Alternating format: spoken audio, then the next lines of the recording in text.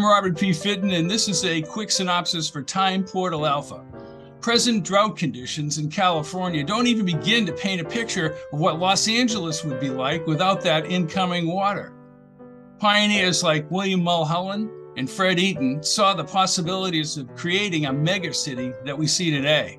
The climate of Southern California is dry subtropical.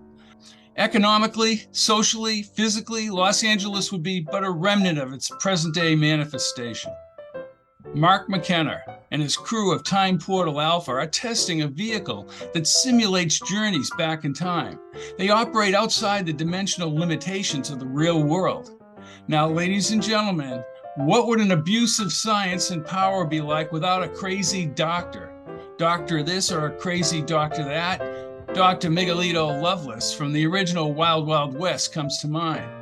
"You will cease to exist, Mr. West," is something like he might say to Mark McKenna. The doctor in this book is a maniacal Dr. Nico Morrow.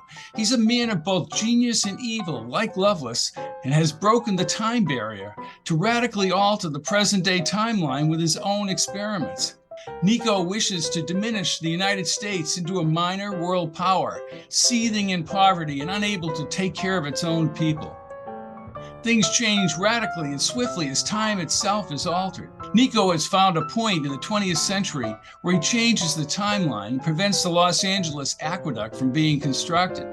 McKenna and his crew, along with an anti-time travel woman, travel back in time for real, just to find out where Nico has changed the history. As Nico bounces back and forth in time, harassing the crew of Time Portal Alpha, McKenna goes to work on the aqueduct, where he meets and falls in love with Aubrey, a hospitality girl on the project and former Harvey girl around the Southwest. McKenna's crew battle Nico as McKenna's relationship with Aubrey grows. There is a violent showdown, and I will not give the details. The ending itself is surprising. My favorite Star Trek, the original series, is City on the Edge of Forever, an original story by Harlan Ellison. In Spock's tricorder, Edith Keeler, not dying, changes everything so that the Nazis eventually rule the world.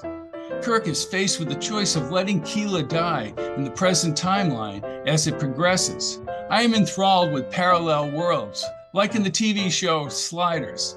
How history is set askew because of the major and minor events. And my obsession with time travel is grounded in my love of history. I think it's important to demonstrate how fragile time is, so we must think about what we're doing and where we're going. When we look at history, it's easy to forget the people that make the history, for better or for worse.